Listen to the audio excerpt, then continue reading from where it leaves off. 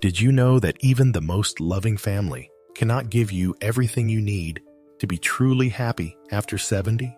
In fact, they cannot give you most of it. Most people think that someone with 5 children and 13 grandchildren will never be lonely, will never struggle, will never feel lost, and they think they are right. But Harold, a 72-year-old father and grandfather, learned that having a large and loving family does not contradict still feeling empty inside. He could never have predicted what he would experience, but despite having this large family, he lived through these things. If you have adult children, if you recently lost your spouse, or if you are waiting for your family to fill the void in your life, this story will change everything you know about happiness and independence in your 70s. When you listen to all of this and empathize, you will understand how difficult it is. Before I tell you all of this, there is something I want you to know. We do not want you to become overly sad or anxious about the situations Harold experienced. We would be very pleased if you simply take the necessary lessons from these and apply them to your own life. Since I know you are eager to hear what happened, let's continue now. Harold thought he had everything figured out. When his wife Patricia died 2 years ago, his 5 children, David, Susan, Thomas, Jennifer, and Michael, gathered around him. Like every child, they wanted to make their father, who was left alone, happy. They called every day, visited on weekends, included him in every holiday and birthday. His 13 grandchildren loved him very much, and they had great respect for him. But despite all this love and attention, Harold felt as if he were drowning. It was hard to believe, but he could not shake this feeling. He was dependent on his children for emotional support, daily decisions, even life purpose. And this dependence was slowly destroying him. The more they were there for him and supported him, the more he was actually losing some things. Then something changed. Harold made a decision that his children initially opposed, but that ultimately saved his life. He decided to stop trying to be whole by relying on his family and to build his own sources of strength, joy, and purpose.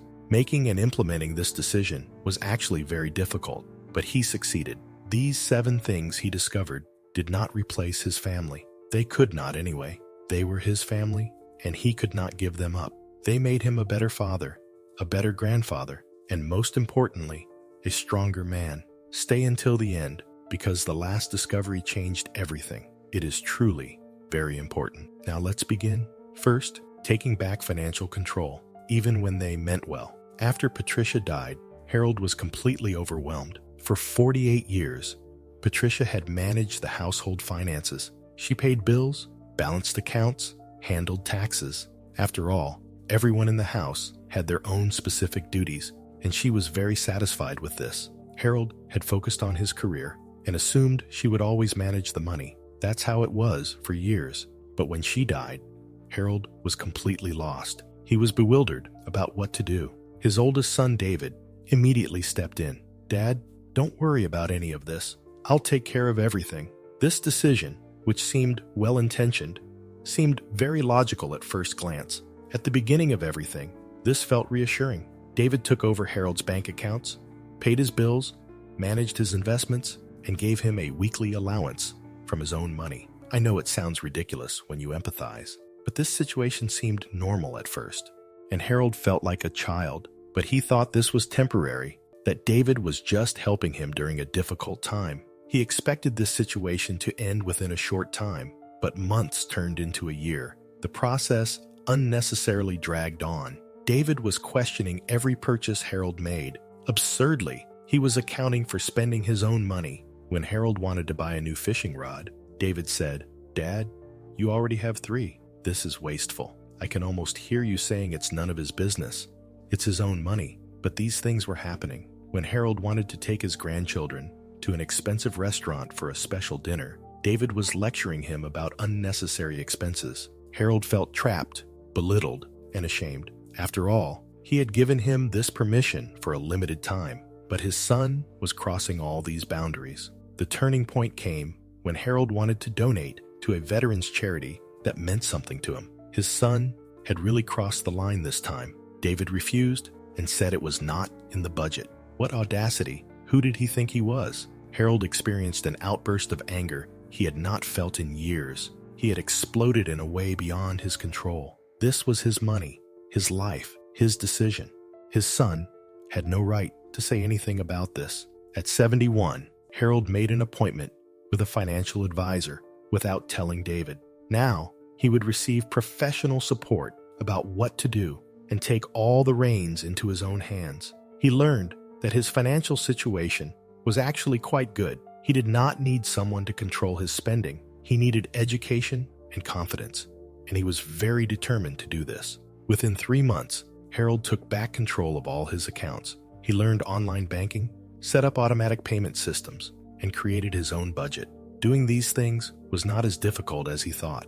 After all, with education, all control had passed back into his own hands in the most important matter of his life. The conversation with David was difficult, but it was a very necessary conversation. David was hurt, thinking Harold did not trust him. Harold was absolutely right in having this conversation. Harold was very determined. Son, I am grateful for everything you did, but I am not incapable. I needed help, not guardianship. Having this conversation felt to Harold like taking bitter medicine. He struggled while doing it, but after he did it, he felt very relieved. David finally understood, and their relationship truly improved. Harold was no longer resentful, and David was not stressed from trying to manage 2 households. For both of them, the only thing that needed to be done was to take bitter medicine. Financial independence gave Harold back something he had lost: his dignity. This brought him indescribable happiness. Now he could make decisions, take risks, live generously without asking permission. This freedom completely changed how he viewed himself. He was happier and freer than the man he used to be. Second, building friendships that did not revolve around his children. When Patricia died, Harold's entire social world collapsed. The couples they had been seeing for years did not know how to spend time with a widower. They stopped calling. Harold's children tried to fill the void, inviting him to every family event, but Harold felt like a guest in their lives, not someone living his own life. For months, he sat in his empty house waiting for his children's phone calls. His children were often busy with 5 families and 13 grandchildren. Harold felt forgotten. He was counting the days between visits, feeling increasingly bitter and lonely. His children felt guilty, but were also overwhelmed. They had their own jobs, spouses, and children. Harold could not be their entire world. His daughter Susan finally confronted him gently. "Dad, we love you, but you need friends too. You should have a life outside of us." These words hurt, but she was right. At 71, Harold forced himself to join the weekly veterans group at the community center. At first he was afraid, thinking he had nothing in common with strangers. But there he met Walter, a 74-year-old widower whose wife had died the same year. He met Jean, someone with a passion for woodworking like Harold. He found a community that understood loss, loneliness, and the struggle to rebuild. These friendships became Harold's lifeline. Every Saturday morning, he went fishing with Walter. He joined Jean's woodworking club and started making birdhouses. He volunteered with the veterans group, organized events, mentored young veterans. Suddenly, Harold's calendar was filled with activities that had nothing to do with his children. The change was enormous. He no longer measured his worth by how often his children called. He had his own life, his own friends, and stories to tell. When he saw his children, conversations were more meaningful because he now had a life outside of them too. He was no longer a sad widower waiting by the phone. He was a man actively participating in life. His grandchildren also noticed this change. Grandpa Harold was no longer sad. He was building things, going out, laughing with his friends. He was no longer someone who did not want to see them, but someone they wanted to spend time with. Third, rediscovering his identity beyond husband and father. For 50 years, Harold's identity was simple: Patricia's husband and father of 5 children. When Patricia died, he lost half of his identity. The other half, being a father, was no longer enough. His children were adults. They had their own lives. They no longer needed him as much as before. Harold felt like someone who had lost his purpose. For a year, he drifted. He watched television, passed the time. His children were making up tasks like babysitting or home repairs to keep him busy. But Harold knew this made him feel even worse. One day while cleaning the garage, he found his woodworking tools from 30 years ago. Before the children, before his career, Harold had loved woodworking. He used to make furniture, toys, birdhouses, but life had gotten busy. and he had put everything away. Suddenly, he set up his old workbench. He started with a simple project, a small jewelry box. His hands remembered the movements. The smell of sawdust reminded him of his younger, creative, and capable self. This jewelry box took 3 weeks, and when he finished, he felt something he had not felt in years. Pride that came from his own effort, not from someone else's approval. Harold began spending hours in his garage workshop. He made cutting boards for each of his children. He made toy cars for his grandchildren. He made birdhouses and donated them to a nature center. He did these things not because anyone instructed him to, but because they made him feel alive. His family noticed the change. Harold was no longer saying yes to every free babysitting request because he had projects he was working on. At first, his children were surprised, even a little hurt, but then they respected it. Dad had his own life, passions, purpose. Harold learned that his identity could not be solely about other people. He needed something that reflected him as an individual. Woodworking gave him that. It reminded him that he was still growing, still creating something. This was an indescribable feeling. Fourth, seeking professional help. Instead of dumping everything on his children. During the first year after Patricia died, Harold constantly called his children with every problem, every fear, every moment of grief. His daughter Jennifer became his unofficial therapist. She listened for hours as Harold cried and poured out his heart. His son Thomas became his medical advisor. He researched every symptom Harold mentioned. His son Michael became his life coach. He tried to motivate him to get out of bed, to eat, to live. Harold did not realize he was drowning them. They loved him desperately, but they were not equipped to handle the depth of his grief, depression, and anxiety. Jennifer had become afraid of her father's calls. Thomas felt guilty that he could not solve his father's health problems.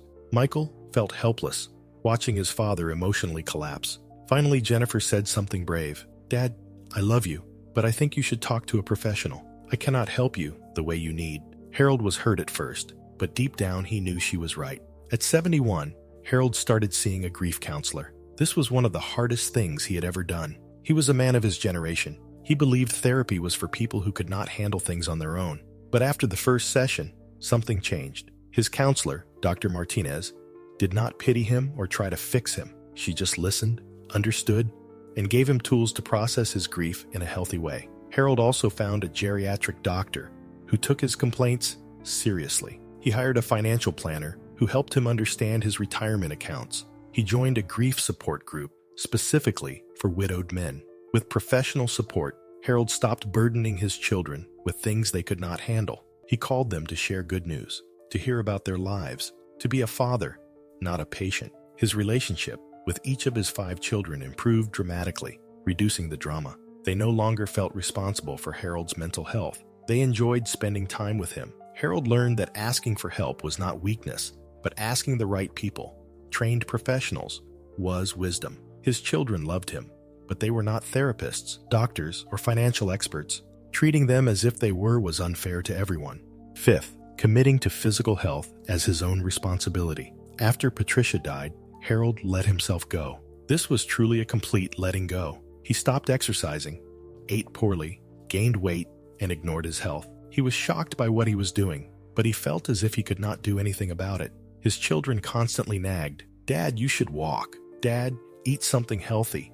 Dad, take your medications." He knew he should do these things, but he did not feel like doing them. Their concern felt like criticism to Harold, and Harold did not like it. He felt like a child who wanted to be controlled, but at the same time, he was not taking care of himself, and everyone knew it. Something needed to happen about what needed to be done. The wake-up call came at 71 during a routine doctor's appointment. He anticipated this would happen, but did not know when it would happen. His blood pressure was dangerously high. His cholesterol was through the roof. He had laid the groundwork for these things to happen. He should not have let himself go this much. His doctor was blunt. "Harold, if you don't make changes, you're facing a heart attack or stroke in the next few years. Do you want that?" Somewhat stunned by what he heard, Harold thought about his 13 grandchildren. He thought about missing their graduations, their weddings, their lives. How could he really stay away from these things? He did not want to die. He wanted to live,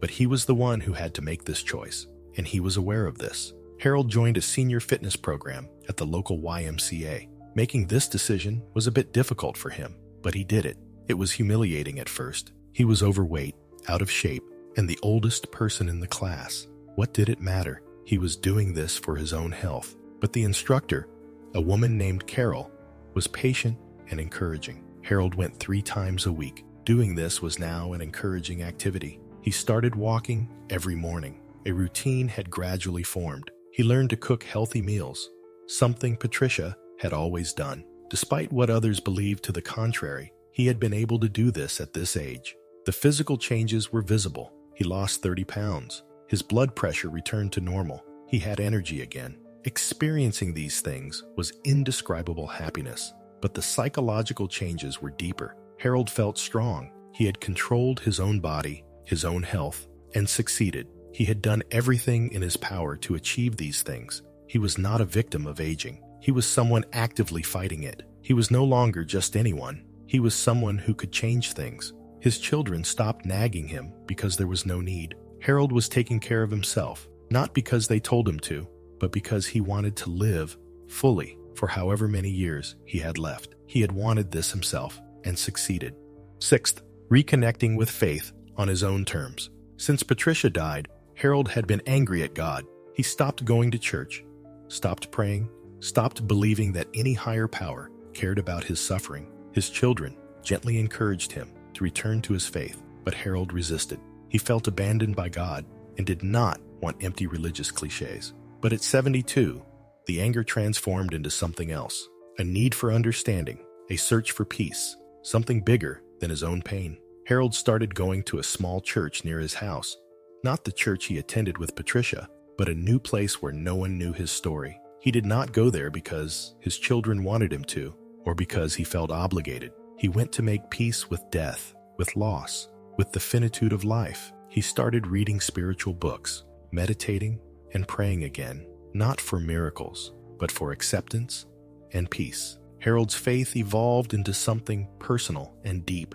It comforted him about Patricia's death. It helped him accept his own mortality without fear. It reminded him that his value was not measured by productivity or usefulness, but determined by something more eternal. His renewed faith did not make him a preacher or pushy person. It made him calmer, more peaceful, more present. His children noticed, "Dad seems lighter, less tormented." Harold felt rooted in a way he had not felt in years. 7th, embracing technology to stay connected and independent. Harold had always been hesitant about technology. After all, these were not subjects he knew very well. Patricia had handled their computers, phones, all digital matters. After she died, Harold felt completely lost. The world he was in was now completely built on these things. He could not video call his grandchildren. He could not shop online.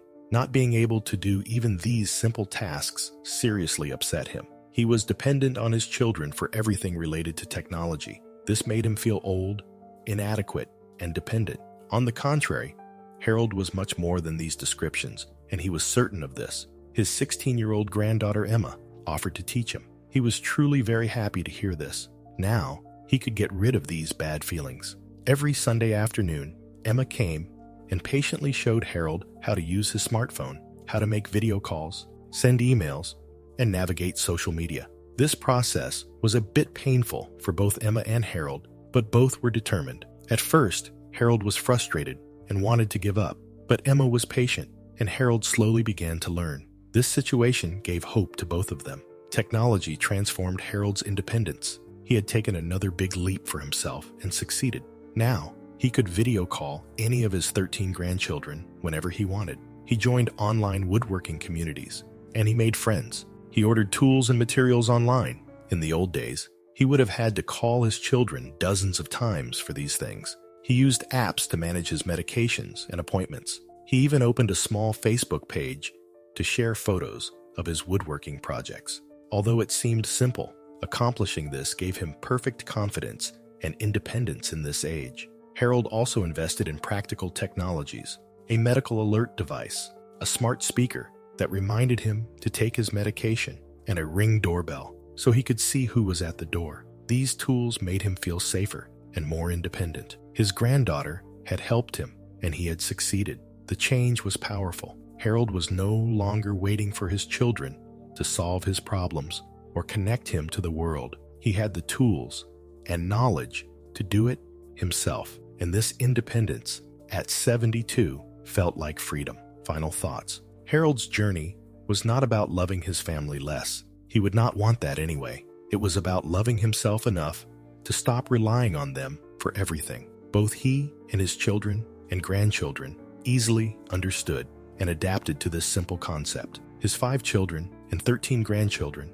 are still at the center of his life, but they are no longer his entire life because he had a life of his own. After all, now he was more independent, free, and comfortable. The feeling that the control of his life was completely in his own hands made him incredibly happy. By taking control of his financial situation, building friendships, rediscovering his passions, seeking professional help, prioritizing his health, reconnecting with his faith, and mastering technology, Harold transformed from a dependent and elderly individual into a very strong, independent, and thriving man. His children now respect him more. They take him as an example, and his grandchildren see a grandfather who participates in life, who is active and happy. What about Harold? He is no longer just surviving, he is living again. If you are a senior who relies entirely on your family for happiness, ask yourself, what would change if I took responsibility for my own joy? What sources of strength am I ignoring? Asking these questions can be the beginning of something for you. Your family can be part of your happiness, but they cannot be all of it. Never forget this truth. Build your own life. You are stronger than you think. Never forget this and take action immediately in this direction. Thank you for watching Harold's story. If you found something of yourself when you empathized, do not forget to mention it in the comments. Write as a comment below which of these 7 things you will work on. Like, subscribe, and share this message. Your happiness is your responsibility, and this is not a burden. This is freedom.